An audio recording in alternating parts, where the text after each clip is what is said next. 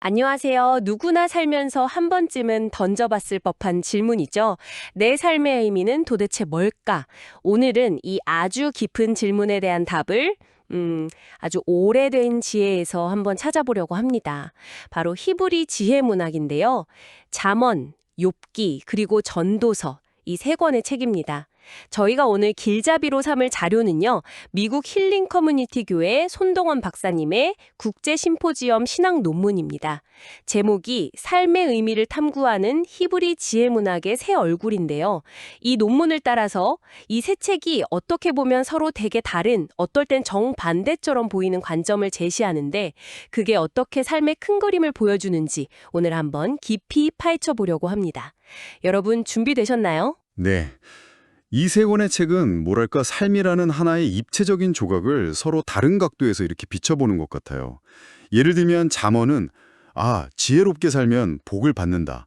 이런 식으로 좀 질서정연한 세상을 보여주죠. 네, 그쵸. 뭔가 예측 가능한 세계. 맞아요. 그런데 바로 다음에 욥기를 보면 아니 왜 의로운 사람도 이렇게 고통받아야 하는가? 이런 사실 좀 불편한 질문을 정면으로 던집니다. 그쵸. 잠언의 세계관만으로는 설명이 안 되는. 네.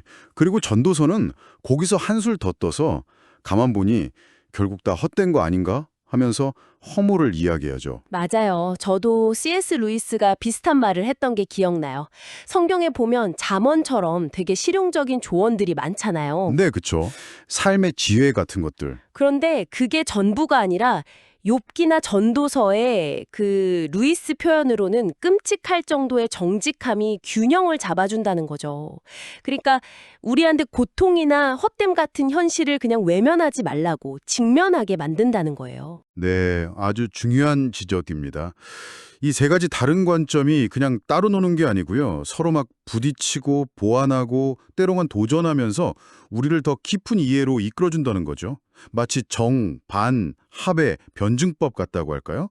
삶의 질서, 그리고 그 질서가 깨지는 고난, 또 그 모든 것의 의미에 대한 질문, 즉 허무까지 다 다루면서 말이죠. 특히 전도서의 그 유명한 외침 있잖아요. 헛되고 헛되며 모든 것이 헛되다. 라틴어로는 vanitas vanitatum et omnia vanitas. 네. 바니타스 바니타툼. 이게 그냥 다 부질없어 이런 염세적인 푸념이 아니라 네. 오히려 세상의 유한함을 딱 깨달았게 해서 영원한 것을 보게 하는 그런 강력한 메시지가 될 수 있다는 거잖아요. 맞습니다. 자, 그럼 이제 손동원 박사님의 분석을 따라서 첫 번째 관문으로 들어가 볼까요? 잠언과 욥기, 이 둘의 만남입니다. 네. 손 박사님의 첫 번째 핵심 주장은 응보의 원칙 그리고 그 원칙에 대한 도전입니다. 잠언이 약속하는 세상과 욥기가 보여주는 그 현실 사이의 어떤 긴장감 이걸 다루는 거죠. 네. 잠언은 기본적으로 뿌린 대로 거둔다. 이런 세상을 전제하고 있어요. 지혜롭게 또 의롭게 살면 복을 받고 반대로 어리석고 악하게 살면 어려움을 겪는다. 이런 거죠. 신학자 브루스 홀키도 잠언에 대해서 원인과 결과가 비교적 확신한 하나님이 설계하신 세상을 전제한다고 설명했어요. 그러니까 윤리적인 삶이 어떤 신학적 토대가 되는 셈이죠. 네. 잠언 11장 4절 같은 구절만 봐도 명확하죠. 재물은 진노의 날에 아무 쓸모가 없지만 의리는 죽음에서 건져준다. 딱 떨어지는 느낌이잖아요. 그렇죠. 그런데 욥을 보면 이 공식이 완전히 무너지는 걸 보게 돼요. 아니 욥만큼 의로운 사람이 없었는데 그는 정말 상상할 수 없는 끔찍한 고통 속에서 모든 걸 잃었잖아요. 그의 그 의로움이 전혀 방패가 되어주지 못했던 거죠. 바로 이 지점에서 히브리 지혜의 핵심 개념 중 하나인 호크마, 화엄카, 즉 지혜가 아주 중요해집니다. 잠언에서 이 호크마는 성공적인 삶을 위한 기술이자 또 하나님을 경외하는 어떤 도덕적 통찰력이거든요. 네. 근데 욥의 상황은 이런 단순한 기술이나 공식으로 설명이 안 되는 거죠. 또 다른 중요한 단어가 체데크, 즉 의로움인데요. 잠언은 이 체데크와 축복을 자연스럽게 연결시키지만 욥기에서는 욥의 그 결백함, 그 흔들리지 않는 체데크가 오히려 왜 고난받는가 하는 질문을 더 풀기 어렵게 만들어요. 그러네요. 욥의 친구들이 계속해서 공격하는 지점이 바로 그거잖아요. 네가 뭔가 잘못했으니까 너의 체데크가 부족하니까 벌 받는 거다. 이러면서 잠언의 공식을 너무 기계적으로 적용해서 오히려 욥을 더 힘들게 만들죠. 맞습니다. 하지만 욥은 욥기 1장 21절에서 그 모든 걸 잃은 상황에서도 주신 분도 하나님이시고 거두신 분도 하나님이시니 하나님의 이름이 찬송받으시기를 바랍니다. 이렇게 고백하잖아요. 이건 정말 단순한 인과응보 논리를 훨씬 뛰어넘는 신뢰죠. 네, 맞아요. 그래서 손동원 박사님은 욥의 이야기가 바로 이 응보 원리의 어떤 한계 혹은 예외를 극명하게 보여준다고 분석합니다. 그리고 우리가 다 이해할 수는 없지만 하나님의 더 크고 깊은 계획, 즉 섭리가 있다는 것을 드러낸다고 보는 거죠. 욥이라는 인물 자체가 잠언의 세계관만으로는 다 설명되지 않는 삶의 그 복잡성, 그 신비를 온몸으로 보여주는 증거인 셈입니다. 결국 손 박사님은 잠언 3장 5절 너는 마음을 다하여 주님을 의뢰하고 네 명철을 의지하지 말아라. 이 말씀처럼 우리의 이해나 지혜에는 분명한 한계가 있다는 것을 인정하는 것, 그리고 그 한계 너머에 계신 창조주 하나님을 신뢰하는 것, 이것이 잠언과 욥기 둘 다가 궁극적으로 가리키는 참된 지혜의 길이라고 설명하시는군요. 네, 욥처럼 정말 이해할 수 없는 고난 앞에 설 때 우리는 자꾸 왜? 라는 질문에 매달리기 쉬워요. 그런데 여기서 라틴어 구절 fides quaerens intellectum, 이게 이해를 추구하는 신앙이란 뜻이거든요. 네. 근데 어쩌면 그 순서를 좀 바꿔볼 필요가 있다는 거죠. 이해가 딱 막힐 때 먼저 신앙, fides가 하나님의 주권을 인정하는 것, 그리고 그 신앙의 가장 깊은 뿌리가 바로 파하드, 달하, 즉 하나님에 대한 경외심이라는 겁니다. 도저히 이해할 수 없을 때 그분 앞에 그저 잠잠히 엎드리는 것, 그것이 어쩌면 욥이 우리에게 보여준 또 다른 차원의 지혜가 아닐까 싶어요. 와, 잠언의 질서와 욥의 역설. 정말 흥미로운 긴장 관계네요. 그런데 여기서 한 걸음 더 나아가서 만약 이 세상에서 우리가 하는 모든 노력이 결국 다 의미 없는 거라면 어떨까요? 이제 손 박사님의 두 번째 주제, 전도서가 말하는 해 아래의 험으로 넘어가 보겠습니다. 네. 전도서 하면 딱 떠오르는 핵심 단어가 바로 헤벨, 레베이죠. 보통 헛됨이라고 번역하는데요. 신학자 월터 브루그만은 이 헤벨을 그냥 아무것도 없음, nothingness 이게 아니라 뭐랄까 마치 숨결이나 안개처럼 잡으려고 해도 손에 잡히지 않고 결국 우리를 좌절시키는 그 어떤 것이라고 설명했어요. 삶의 덧없음, 유한함에 대한 아주 날카로운 현실인식인 거죠. 전도자는 우리가 해 아래서, 그러니까 이 땅 위에서 추구하는 모든 것들 있잖아요. 지혜, 즐거움, 부, 성공, 이런 것들이 결국 다 이 헤벨과 같다고 말하는 거죠. 네, 궁극적인 만족으로 주지 못한다는 거예요. 전도서 1장 9절, 해 아래에는 새 것이 없다.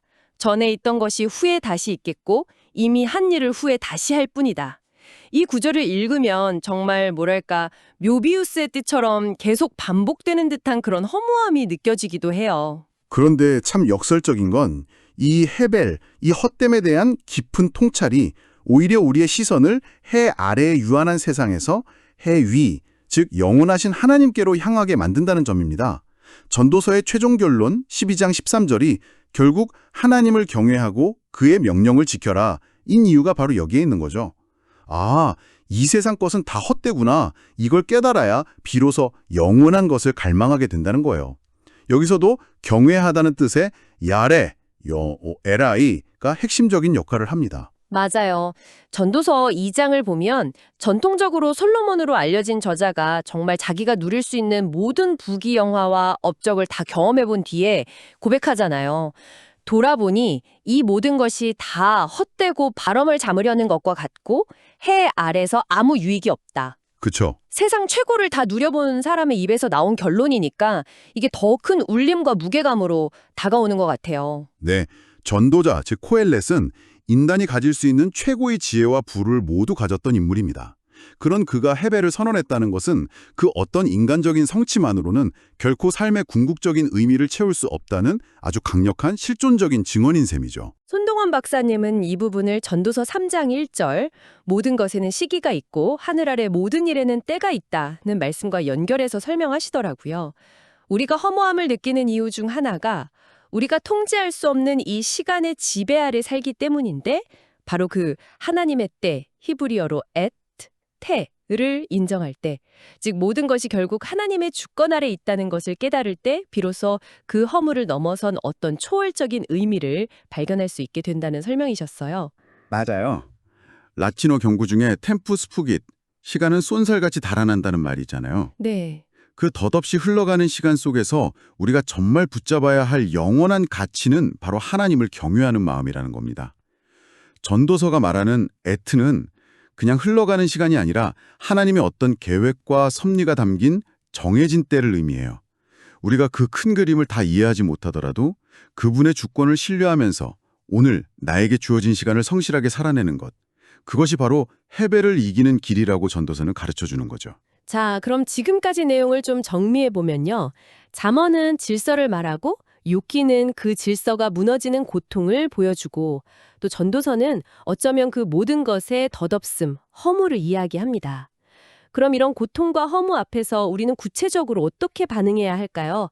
손 박사님의 세 번째 주제, 고난에 대한 신학적 반응으로 한번 넘어가 보겠습니다. 네, 손동훈 박사님은 이 부분에서 신학자 R.C. 스프룰의 통찰을 인용해서 설명합니다. 스프룰은 이런 말을 했어요. 욥이 얻은 궁극적인 위로는 고난에 대한 명쾌한 설명이 아니었다. 오히려 살아계신 하나님과의 만남, 그 자체에 있었다.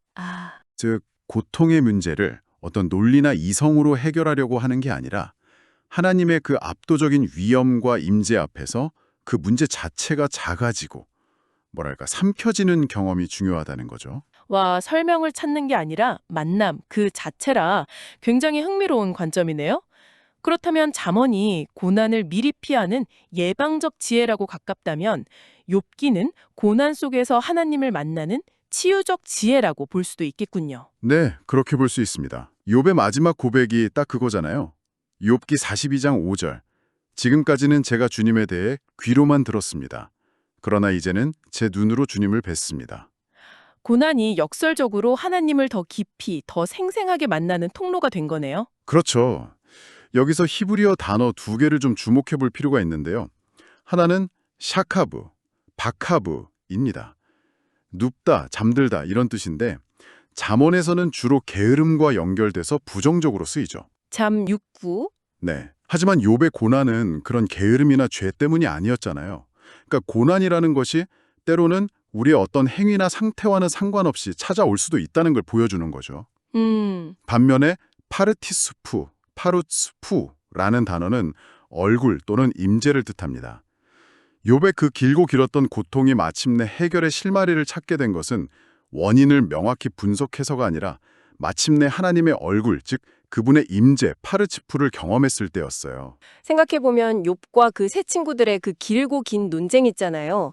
그 친구들이 계속 잠언적인 인과응보 논리로 욥을 위로한답시고 설득하려 되지만 그게 오히려 욥에게는 더 큰 상처가 되지 않았습니까? 네, 그렇죠. 손동환 박사님도 그 부분을 지적하시면서 고통받는 사람에게 너무 단순한 공식이나 잣대를 들이대는 것이 얼마나 위험하고 또 잔인할 수 있는지를 보여주는 중요한 신학적 경고라고 말씀하셨어요. 맞습니다. 그리고 손 박사님은 한 걸음 더 나아갔어요. 시편 51편 10절. 하나님, 내 속에 깨끗한 마음을 창조하여 주시고 내 안에 정직한 영을 새롭게 하여 주십시오. 이 구절과 연결해서 고난의 목적이 때로는 외적인 회복, 욥기 42장처럼 이전에 내적인 정결한 시편 51편처럼일 수도 있다고 설명합니다. 욥은 그 혹독한 고난을 통해서 자기 자신의 의로움을 내려놓고 오직 하나님의 은혜에만 의존하는 그런 깨끗한 마음을 얻게 되었다는 해석인 거죠. 아, 그렇군요. 결국 욥의 이야기는 욥 개인이 얼마나 대단했는가라기보다는 그 모든 고통과 혼란 속에서도 하나님의 주권과 영광이 어떻게 드러나는지를 보여주는 거네요. 라틴어 구절 솔리데오 글로리아, 오직 하나님께만 영광, 이 말처럼요. 네, 그리고 욥의 그 에무나 한 놈의, 즉 상황과 관계없이 하나님을 향한 그 신실함이 그 모든 고난의 과정을 통해 결국 증명되고 단련된 셈이군요. 자, 그럼 질서, 고난, 허무 이렇게 각기 다른 목소리를 내는 것처럼 보이는 이 세 책을 관통하는 어떤 핵심적인 맥락 혹은 열쇠 같은 것이 있을까요? 손 박사님의 네 번째 주제, 지혜의 근본과 그 결론으로 한번 이어가 보겠습니다. 이 세 책을 하나로 묶는 열쇠는 과연 무엇일까요? 네, 손동원 박사님은 여러 학자들의 견해를 종합하시면서 이 세 책을 하나로 꿰는 가장 중요한 실, 그 황금 열쇠는 바로 하나님을 경외하라는 명령이라고 강조합니다. 구약학자 존 골딩게이의 말을 빌리자면 잠언은 하나님 경외로 지혜를 시작하고 욥은 극한의 압박 속에서도 그 경외심을 지켜내는 신실함이 어떤 것인지를 보여주며 전도서는 결국 그것이야말로 인간의 본분 전체라고 결론 짓는다. 이렇게 요약할 수 있어요. 경외가 시작이고 과정이고 또 결론이라는 거죠. 잠언 1장 7절 주님을 경외하는 것이 지식의 근본이다라는 이 말씀이 결국 이 모든 지혜문학 논의의 출발점이자 핵심이라는 거네요. 네, 맞습니다. 여기서 지식을 뜻하는 히브리어 대아는 단순히 머리로 아는 정보, 그런 지식이 아니에요. 그보다는 관계적이고 윤리적이고 실존적인 깊은 깨달음을 의미합니다. 그리고 이 진정한 대아는 오직 하나님을 경외하는 마음 없이는 얻을 수 없다는 거죠. 또 훈계나 교훈을 뜻하는 무사르라는 단어도 중요한데요. 잠언에서는 지혜를 얻기 위해 이 무사르를 받는 것이 필수적이라고 말하잖아요. 네. 그런데 욥의 고난도 어떻게 보면 하나님의 무사르, 즉 훈계나 연단으로 기능할 수 있고 또 전도서는 결국 인간의 모든 훈계나 지혜의 한계를 깨닫게 함으로써 우리를 궁극적인 훈계자이신 하나님, 그분을 경외하는 자리로 돌아가게 만든다는 겁니다. 여기서 말하는 경외라는 것이 그냥 무서워서 벌벌 떠는 그런 공포와는 좀 다른 개념이겠죠?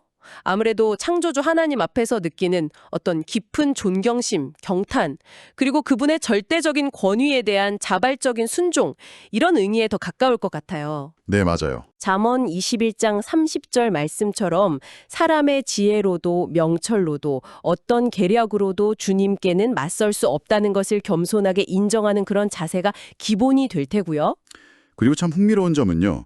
잠언의 저자로 알려진 솔로몬이 인간이 받을 수 있는 최고의 지혜, 호크마를 받았음에도 불구하고 전도서의 저자로서 자기 고백을 보면 그 지혜만으로는 인생의 허무, 해배를 극복하지 못했다는 거잖아요. 아, 그쵸. 이게 뭘 보여주냐면 지혜 그 자체보다 그 지혜를 담는 그릇, 즉 하나님을 경외하는 마음이 훨씬 더 근본적이고 중요하다는 것을 역설적으로 보여주는 거죠. 경외심 없는 지혜는 결국 공허할 수 있다는 겁니다. 그래서 손동원 박사님은 이 모든 논의의 종착점으로 전도서 12장 13절 이제 모든 것을 다 들었으니 결론은 이것이다. 하나님을 경외하고 그의 명령을 지켜라. 이것이 바로 모든 사람이 해야 할 의무다. 이 말씀을 제시합니다.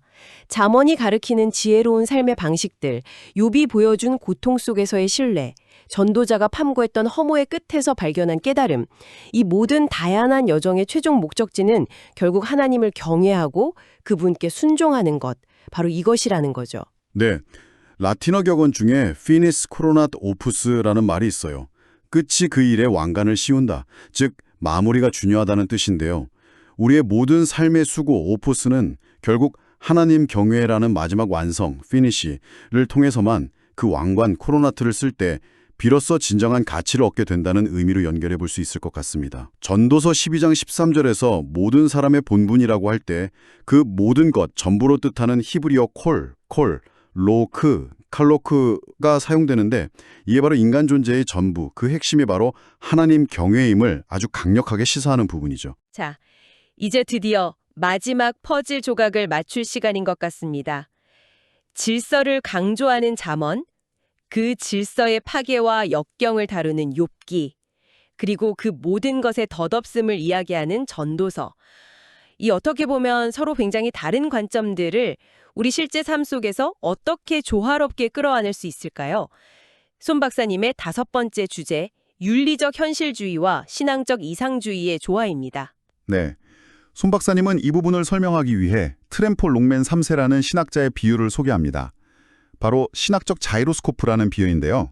자이로스코프요? 균형 잡는 거 말씀이시죠? 네, 맞습니다.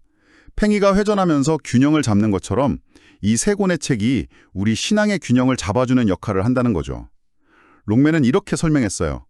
잠언은 질서라는 안정적인 무게추를 제공하고 전도서는 현실에 대한 질문을 던지면서 회의적인 회전력을 더하며 욥은 우리가 다 이해할 수 없는 하나님의 주권을 가리키면서 전체 시스템을 안정시킨다. 그러니까 어느 한쪽에 너무 치우치지 않도록 이 세 책이 서로 긴장 관계를 유지하면서 보완하고 균형을 잡아준다는 겁니다. 그거 참 재밌는 비유네요. 전도서 11장 6제 말씀. 너는 아침에 씨를 뿌리고 저녁에도 부지런히 일하여라. 어떤 것이 잘 될지, 이것일지 저것일지, 아니면 둘 다 잘 될지 너는 알지 못하기 때문이다. 이 말씀이 어쩌면 그 조화를 잘 보여주는 구절이 아닐까 싶어요. 결과가 어떻게 될지는 우리가 확실히 알 수 없는 게 현실이지만 그렇다고 아무것도 안 하는 게 아니라 우리가 해야 할 일은 성실하게 해야 한다는 거잖아요. 이게 바로 현실주의와 어떤 신앙적 성실함의 만남 아닐까요? 네, 정확합니다. 여기서 수고, 노고를 뜻하는 히브리어 아말, 암이아말, 레마은 전도서에서 볼 수 있듯이 때로는 우리가 아무리 애써도 헛된 결과, 헤벨을 낳을 수 있다는 그 냉정한 현실을 인정하게 만들죠. 이게 바로 현실주의적인 측면입니다. 그렇죠. 노력해도 안 될 수 있다. 네.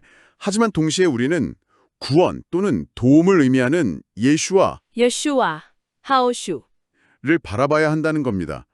잠언 21장 31절 말씀처럼 승리는 주님께 달려 있다는 믿음, 즉 우리의 노력 너머에 있는 하나님의 도우심과 궁극적인 구원을 신뢰하는 것. 이 신앙적인 이상이 함께 가야 한다는 거죠. 아, 그러니까 정리를 해보자면 잠언처럼 성실하게 계획하고 노력하는 것. 이건 이상주의적이면서도 실용적인 측면이겠죠? 네. 그리고 동시에 전도서처럼 그 결과가 반드시 내 뜻대로 되지는 않을 수 있다는 냉정한 현실, 현실주의를 받아들이고 마지막으로 욥처럼 그럼에도 불구하고 그 모든 과정을 주관하시는 하나님을 신뢰하는 태도, 신앙. 이 세 가지가 다 필요하다는 거군요. 잠언 6장에 나오는 그 부지런한 개미처럼 열심히 살아야 하지만 또 그렇게 의롭게 살았던 욥에게 닥쳤던 이유 없는 고난이나 전도자가 말하는 그 헛됨도 우리 삶의 한 부분임을 면면하지 않는 것. 그런 균형감이군요. 네. 잠언 30장에 나오는 아굴이라는 인물의 기도가 바로 이 균형 잡힌 지혜를 정말 잘 보여주는 예시 같아요. 그가 이렇게 기도하거든요. 저를 가난하게도 부유하게도 하지 마시고 오직 저에게 꼭 필요한 양식만 허락하여 주십시오. 잠 30.8. 이것은 부의 가치, 잠언에서 강조하는 또 부의 덧없음, 전도서가 경고하는 를 동시에 이해하고 인정하면서 어느 한 극단으로 치우치지 않고 그 중간, 중도를 걷고자 하는 지혜문학 전체의 정신을 아주 잘 담아내고 있다고 봅니다. 그래서 손동원 박사님은 이 모든 것을 잠언 16장 9절 사람이 마음으로 자기 길을 계획할지라도 그의 발걸음을 인도하시는 분은 주님이시다 라는 이 한 구절로 요약하시는군요. 우리가 계획하고 노력하지만 윤리적 현실주의, 그 과정과 결과는 결국 하나님의 주권 아래 있음을 인정하고 신뢰하는 것, 신앙적 이상. 이것이 바로 손 박사님이 말씀하시는 잠언, 욥기, 전도서가 함께 가리키는 참된 지혜의 조화점이라고 할 수 있겠네요. 네, 그렇습니다. 우리가 모든 계획과 노력을 다 한 후에 마지막에는 네오 볼렌테, 즉 하나님의 뜻이라면 이라는 겸허한 마음을 갖는 것과 같다고 할 수 있겠죠. 잠언은 지혜를 통해 얻는 소출, 즉 이익, 히브리어 타보아, 따부아를 긍정적으로 보지만 전도서는 그 타보아조차 헛될 수 있다고 경고합니다. 결국 진정한 소출, 변치 않는 영원한 가치는 어떤 물질적인 성공이나 성취 너머에 있는 영원하신 하나님을 경외하는 데서 나온다는 것. 이것이 이 세 책이 함께 우리를 이끌어가는 방향이라고 할 수 있겠습니다. 와, 오늘 정말 손동원 박사님의 논문을 따라서 잠언, 욥기, 전도서라는 히브리 지혜 문학의 세 가지 다른 얼굴들을 깊이 있게 탐구해 봤습니다. 질서와 그 질서의 깨어짐인 역설, 그리고 세상의 덧없음인 허무, 마지막으로 이 모든 것을 아우르는 궁극적인 열쇠로서의 하나님 경외까지 정말 많은 생각을 하게 되네요. 네. 손 박사님은 이 세 책이 단순히 내용적으로만 연결되는 것이 아니라 신학적으로도 아주 깊은 통일성을 가지고 있다고 강조하셨어요. 첫째로, 구약 전체의 큰 그림 안에서 보면 이 지혜 문학은 하나님의 언약, 즉 토라, 율법을 우리 개인의 삶과 실존적인 고민에 구체적으로 적용하는 언약 신학의 실천적인 확장이라고 볼 수 있다는 겁니다. 예를 들어 신명기에서 규례를 지키는 것이 결국 하나님을 경외해서 복, 히브리어 바라크를 누리게 하기 위함이라고 가르치는데 이것과 맥이 다 있다는 거죠. 둘째로 신약의 빛으로 이 지혜 문학을 다시 조명해보면 구약에서 그렇게 찾던 모든 지혜가 결국 그리스도 안에서 완성된 지혜로 귀결된다는 점입니다. 고린도전서 1장 30절에서 예수님이 바로 우리의 지혜와 의로움과 거룩함과 구원함이 계셨다고 선언하잖아요. 구약에 그토록 갈망했던 참된 지혜의 실체가 바로 예수 그리스도라는 거죠. 그리고 셋째로 조직신학적인 관점에서는 이 세 책이 신정론, 하나님의 통치와 악의 문제에 대한 균형 잡힌 시각을 제공한다는 겁니다. 특히 로마서 11장 33절에 깊도다 하나님의 지혜와 지식의 풍성하며 그의 판단은 헤아리지 못할 것이며 그의 길은 찾지 못하리로다 라는 말씀이 나오는데 여기서 헤아리지 못할 것, 헬라어 아네케스라오네토스라는 단어는 욥기가 보여준 것처럼 우리의 이해를 초월하는 하나님의 주권을 인정하는 태도와 연결된다고 볼 수 있습니다. 아, 그렇군요. 구약적으로, 신약적으로, 또 조직신학적으로도 이렇게 연결이 되는군요. 그럼 손 박사님의 논문을 바탕으로 해서 우리가 실제 삶에서 좀 붙잡고 실천해 볼 수 있는 원칙들을 세 가지로 한번 정리해 볼 수 있을 것 같아요. 첫째는 질서의 수용, 잠언처럼 하나님의 보편적인 도덕 질서가 있다는 것을 믿고 성실하고 의롭게 살아가려는 삶의 기본 원칙을 세우는 것. 둘째는 고난 중 신뢰, 욥처럼 왜 나에게 이런 일이 일어나는지 다 이해할 수 없는 고난 속에서도 설명을 요구하기보다는 하나님의 선하심과 그분의 주권을 끝까지 믿고 신뢰하는 것. 그리고 셋째는 영원의 초점, 전도서처럼 해 아래에 있는 모든 것들은 결국 일시적이고 덧없다, 헤벨라는 것을 늘 기억하고 우리의 삶의 우선순위를 영원하신 하나님을 경외하는 것에 두는 것. 이렇게 정리할 수 있겠네요. 네, 아주 좋은 정리입니다. 현대 기독교 작가 중에 필립 얀시라는 분도 이 세 책의 조화를 아주 멋지게 표현했는데요. 그는 이렇게 말했어요. 잠언은 우리에게 성공하는 법을 가르쳐주고 전도서는 그 성공의 헛됨을 경고하며 욥은 성공이 다 사라졌을 때조차 우리가 신실할 수 있음을 주장한다. 이 세 권은 함께 신앙의 입체적인, 즉 3차원적인 시각을 형성한다. 성공할 때도 실패할 때도 그리고 그 너머의 의미를 찾을 때도 필요한 균형 잡힌 시각을 제공한다는 거죠. 네. 그리고 손동훈 박사님의 최종적인 결론은 이 모든 지혜가 결국 어디서 비롯되었는가 하면 요한복음 1장 1절 태초에 말씀, 로고스가 계셨다의 그 말씀, 즉 예수 그리스도 안에서 하나로 통합되고 또 완성된다는 점을 강조합니다. 그리스도야말로 잠언이 말하는 그 완전한 지혜와 순종의 모범이시고 욥이 그토록 처절하게 보여주었던 고난 속에서의 신실함의 극치이시며 또 전도자가 그토록 찾아 헤맸던 영원한 의미의 최종적인 성취이시기 때문이라는 거죠. 네. 라틴어 구절 중에 verbum caro factum est, 말씀이 육신이 되셨다는 구절이 바로 이 점을 가장 잘 보여준다고 생각합니다. 잠언이 말하는 어떤 추상적인 지혜의 원리들, 또 욥기가 보여주는 이해할 수 없는 하나님의 신비로운 주권, 그리고 전도서가 깨닫게 하는 덧없음과 영원에 대한 갈망, 이 모든 것들이 예수 그리스도라는 한 인격 안에서 아주 구체적으로 그리고 완전하게 나타났다는 의미죠. 그분 자신이 바로 지혜, 로고스이시기 때문에 결국 그분을 알고 경외하는 것이 지혜의 시작이자 끝이라고 할 수 있습니다. 결국 손동원 박사님의 논문은 잠언, 욥기, 전도서가 각각 질서, 역설, 허무라는 서로 다른, 때로는 상반되어 보이는 관점을 제공하지만 이들을 함께 읽을 때 우리 신앙의 폭과 깊이가 훨씬 더 넓어지고 깊어진다는 것을 보여줍니다. 단순하고 기계적인 잘하면 복받고 못하면 벌받는다는 식의 신앙을 넘어서서 우리가 다 이해할 수 없는 하나님의 크신 주권을 인정하게 하고 또 유한한 것들에 대한 우리의 집착을 내려놓고 영원한 가치에 집중하도록 이끌어준다는 거죠. 그래서 하나님을 경외하고 그의 명령을 지키는 것, 이것이야말로 이 흔들리는 세상 속에서 우리가 굳게 붙잡아야 할 삶의 궁극적인 의미이자 방향이라는 결론에 도달하게 됩니다. 오늘 저희와 함께 살펴본 이 세 가지 지혜의 관점들, 잠언, 욥기, 전도서. 여러분의 삶에는 지금 어떤 목소리가 가장 크게 들리시나요? 혹시 성공을 향해서 힘차게 나아가고 있는 잠언의 길 위에 계신가요? 아니면 도무지 설명할 수 없는 어려움 속에서 힘겨워하는 욥의 자리에 계신가요? 그것도 아니면 때때로 모든 것이 참 부질없게 느껴지는 전도자의 마음에 더 가까우신가요? 어쩌면 이번 한 주 여러분의 일상 속에서 기쁨이나 성공의 순간을 맞이할 때 혹은 반대로 예상치 못한 좌절이나 불확실성을 마주하게 될 때 오늘 우리가 함께 나눈 이 지혜의 다른 관점들을 한번 의식적으로 떠올려 보는 것은 어떨까요?